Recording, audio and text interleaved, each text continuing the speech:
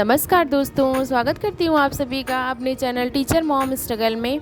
और बताइए आप लोग कैसे हैं, आप लोग की पढ़ाई लिखाई कैसी चल रही है। बढ़िया बढ़िया चलनी चाहिए। और मेरी कैसी चल रही है, मेरी भी ठीक ठाक चल रही है। और आज है संडे और आज उठते उठते मुझे काफ़ी देर हो गया, इस वजह से मैंने पढ़ाई थोड़ी देर से शुरू की।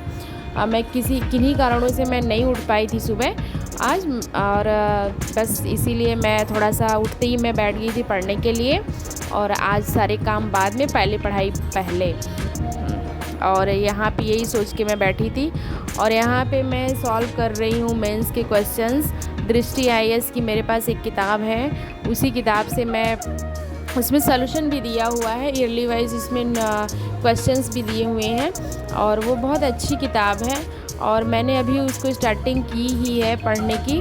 और मैंने अभी बहुत सारे पेजेस उसके नहीं पढ़े हैं। इनफैक्ट 10 या 15 पेजेस मैंने केवल ख़त्म किए हैं उसके।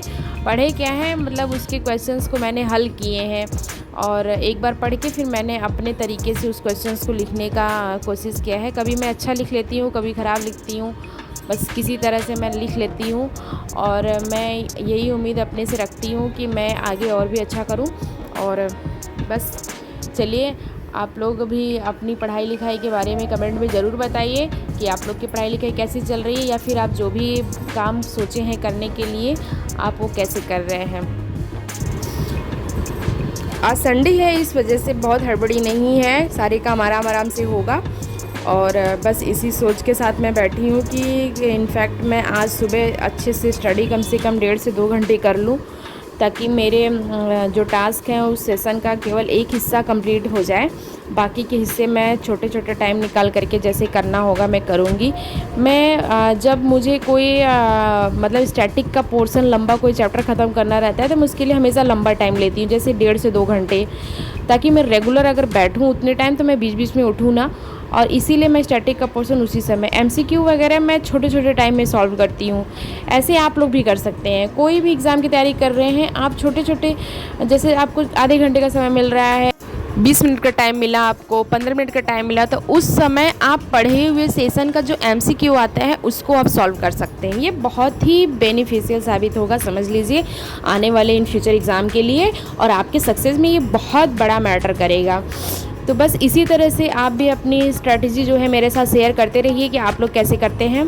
तो यहाँ पे मैं मेंस की आंसर राइटिंग करने लगी थी और जैसा कि आप सब लोग देख रहे हैं, तो अभी मैंने यूपीएससी के जो मेंस की कॉपीज़ आती हैं मैंने उनको नहीं ख़रीदा हुआ है। मैं अपने ही कॉपी पे मैं लिखती हूँ और मैं कोशिश ये करती हूँ कि मैं उसमें जैसे कि जो करंट में जो चल रहे हैं फैक्ट्स उनसे रिलेट करके मैं कुछ डाटाज उसमें डाल सकूँ, ताकि मेरे जो आंसर हैं वो काफ़ी इम्प्रूवमेंट में मतलब आए। ऐसा ना रहे कि वही पुरानी जैसे बच्चों जैसे कि आंसर लिखूँ, मैं ऐसा मैं नहीं करती हूँ। मैं थोड़ा सा फैक्चुअल चीज़ें उसमें ज़रूर डालती हूँ, ताकि वो पढ़ने में और देखने में भी काफ़ी अट्रैक्टिव लगे। और डायग्राम्स मैं कोशिश करती हूँ कि कुछ डालूँ, भले वो फ्लो डायग्राम हो, भले वो उसमें कोई डायग्राम का कोई मैटर ही ना करता हो, लेकिन फिर भी जैसे कोई कारक पूछ रहा है तो मैं एरो लगा करके कारक वगैरह लिखती हूँ, एरोज़ लगा करके, उससे देखने में ना कॉपी अट्रैक्टिव लगती है।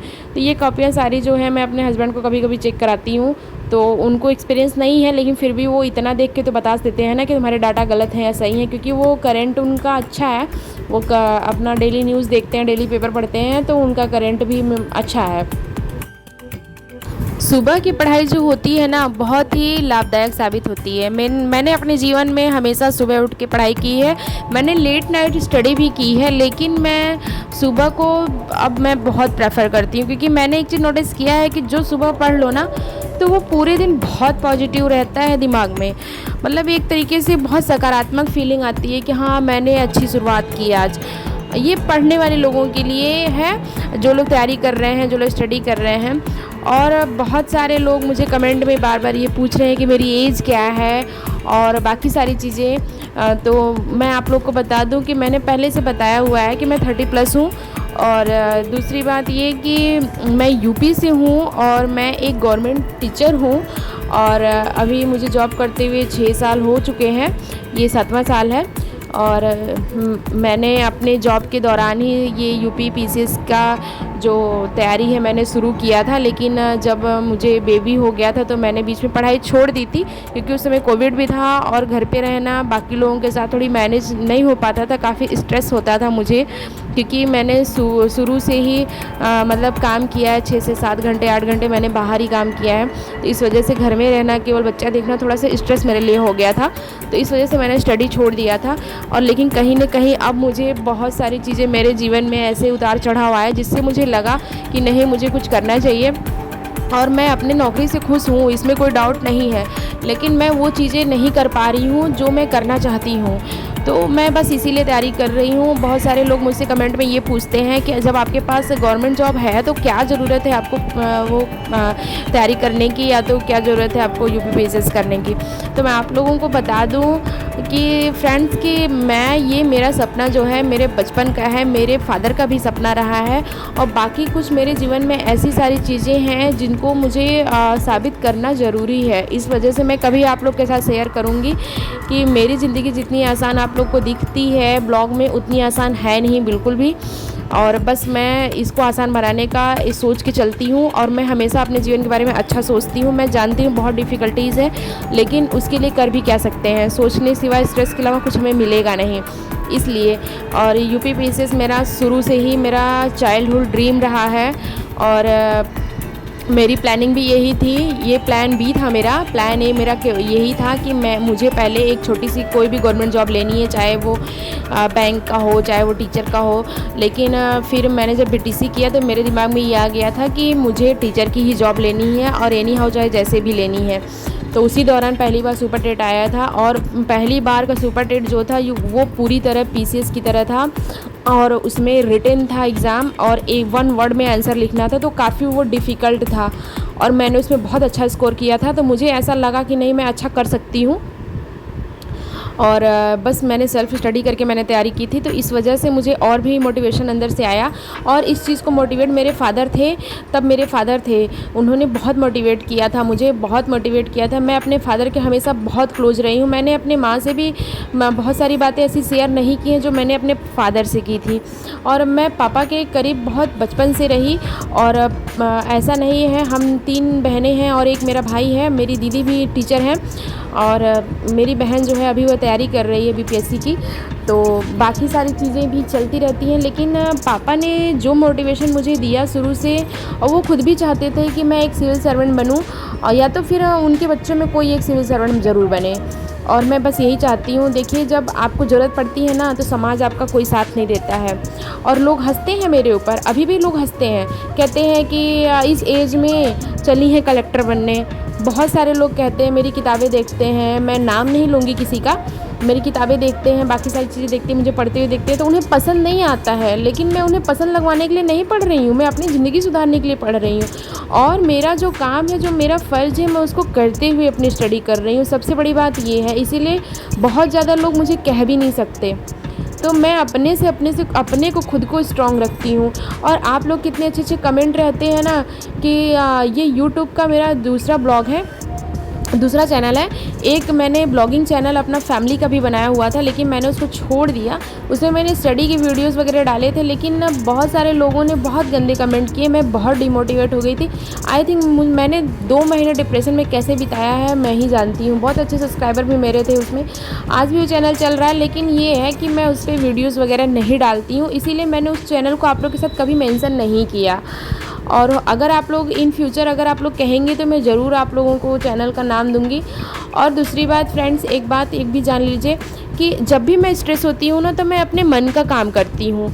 जब भी आप स्ट्रेस होइए, कुछ भी होइए, तो आप अपने मन का काम करिए। देखिए, डिमोटिवेट होकर के हम रोएंगे 2 घंटे 4 घंटे बहुत करेंगे, हम खाना नहीं खाएंगे, बाकी अपना रिलेशन है जैसे अपने आपके हस्बैंड के साथ, आपके बच्चे के साथ, वो चीज़ें ख़राब करेंगे। तो इससे अच्छा है कि हम अपना मन बहलाने के लिए, खुद को खुश रखने के लिए लोगों की बातों को सुन कर के दुखी ना हो, बल्कि अपने इंटरेस्ट का काम करें। मैं ये नहीं कह रही हूँ कि इंटरेस्ट में कहीं हम बहुत दूर घूमने चले जाएँ, हाँ जा सकते हैं, लेकिन हमें पॉसिबिलिटी कुछ ऐसी खोजनी पड़ेंगी जिससे हम सच में पॉसिबल कर पाएँ। जैसे कि मुझे कुकिंग का बहुत शौक़ है और मेरे घर में सब लोगों को अलग अलग चीज़ें खाने का बहुत शौक़ है, मुझे बनाने का बहुत शौक़ है। मैं पढ़ाई ज़रूर करती हूँ सारी चीज़ें, लेकिन मैं खाना वगैरह भी मैं अच्छे से खाना बनाती हूँ और मुझे कुकिंग का बहुत शौक़ है। मुझे अलग अलग चीज़ें ट्राई करने का बहुत शौक़ है और शादी के बाद तो मेरे अंदर बहुत परिवर्तन आया था। मेरा कुकिंग कभी से फेवरेट नहीं रहा, शुरू से मैंने पढ़ाई को प्रेफर किया, पढ़ना लिखना, लेकिन मैंने कुकिंग जो एक ऐसी चीज़ है मैंने उसको अपना फेवरेट बनाया। क्योंकि भाई ससुराल में देखिए कुकिंग जो एक ऐसी चीज़ होती है ना जिससे आप सबका दिल जीत सकते हैं, तो वही मेरे पास सबसे बड़ा हथियार है कि मैंने ससुराल में सबका दिल मैंने जीता है इस चीज़ से, खास करके अपने हस्बैंड और अपनी सासू माँ का। तो मैं जब मेरा मन बहुत दुखी होता है मैं उस दिन शाम को बहुत अच्छे से खाना बनाती हूँ या दोपहर में बहुत अच्छे से मैं नाश्ता वगैरह बनाती हूँ। हाँ मुझे थोड़ा टाइम लगता है, मेरा टाइम वेस्ट होता है, लेकिन ठीक है यार, ठीक है, टाइम वेस्ट हो रहा है, ठीक है, रोज़ नहीं ना कर रहे हैं हम, तो फिर बस इसलिए मुझे अच्छा लगता है। और मेरे हस्बैंड भी ये इस चीज़ को कभी वो नहीं करते हैं। मुझे पेंटिंग का भी बहुत शौक़ है, तो मैं पेंटिंग भी करती हूँ, लेकिन अब मैं पेंटिंग नहीं करती हूँ क्योंकि मेरा बाबू जो है वो काफ़ी उस चीज़ों को फिर फैलाता है, तो इसलिए मैं डिस्टर्ब होती हूँ। तो मैं वही काम करती हूँ जो सच में मुझे खुशी दे, बाकी लोगों को भी फ़ायदा हो। तो बस मैं कुकिंग अपना भी, आप लोग कोई एक फ़ेवरेट काम ज़रूर बनाइए कि आप लोग जब कभी परेशान होइए, कुछ होइए तो आप कर सकते हैं। बहुत सारे लोगों को डांस पसंद होता है, बहुत सारे लोगों को गाना पसंद होता है, गाना सुनना पसंद होता है, किताबें पढ़ना पसंद होता है। तो मेरी भी हॉबी बस यही है कि मैं कुकिंग अच्छा करती हूँ और मैं अच्छी किताबें पढ़ती हूँ। तो बस मेरा स्ट्रेस थोड़ी देर के लिए रहता है, उसके बाद गायब हो जाता है। फिर मुझे लगता है कि नहीं, अब फिर से शुरुआत करते हैं। हर दिन देखिए, सोचिए आप नई शुरुआत कर रहे हैं। नई शुरुआत का मतलब ये नहीं कि पिछली सारी चीज़ें भूल जाइए आप, वो सारी चीज़ें तो बिल्कुल मत भूलिए। जिन चीज़ों की वजह से आप बहुत ज़्यादा कभी परेशान रहे हैं वो भूली नहीं जाती हैं। उनकी सीख हमेशा अपने जीवन में आप उतार के रखिए। वो सीख आपको आगे जीवन आसान बनाने के लिए, जीने के लिए, सतर्कता के लिए बहुत ज़रूरत है। आप कभी भी उन लोगों को मत भूलिए जिनकी वजह से आपका मन छलनी हुआ है, आपका मन दुखी हुआ है। हाँ, आप उनको माफ़ ज़रूर करिए, लेकिन उस चीज़ की सीख को मत भूलिए और अपने आप को स्टैंड करने के लिए आप पूरी अपनी ताकत लगाइए। क्योंकि जान लीजिए कि आपका मान सम्मान वहीं है जहां आप अपने पैरों पे खड़ी हैं और 2-4 पैसे आप कमा रही हैं, तो समझ लीजिए कि आपका मान सम्मान अपने आप बढ़ जाएगा।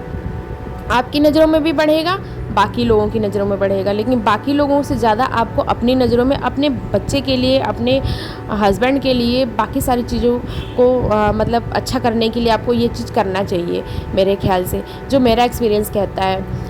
देखिए, मेरी भी शादी बहुत जल्दी हो गई थी, ऐसा नहीं है। मैं 22 की थी और 23 की होने वाली थी तब मेरी शादी हो गई थी, पढ़ते पढ़ते हो गई थी BTC। जबकि ऐसी कोई प्लानिंग मेरी नहीं थी। मेरे फादर एक डॉक्टर थे, लेकिन वो कभी नहीं चाहते थे कि मेरी शादी इतनी जल्दी हो। मेरी शादी हो गई थी क्योंकि अच्छा रिश्ता मिल गया था, और जिन्होंने ये मेरी शादी कराई थी वो मेरे पापा उनकी बहुत रिस्पेक्ट करते थे, उनकी बात को वो काटते नहीं थे, मतलब रोकते नहीं थे। इस वजह से उन्होंने उनकी बात मान करके मेरी शादी करा दी थी।